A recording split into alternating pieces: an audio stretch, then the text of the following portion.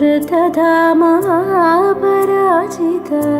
दुरावह प्रणवात्मिक अधिकस्वरातुतिशारद नमोऽस्तु ते। श्यामाम्बरं मुखसागरं तुलसीदलम् अतिसुन्दरम् कनकासुखं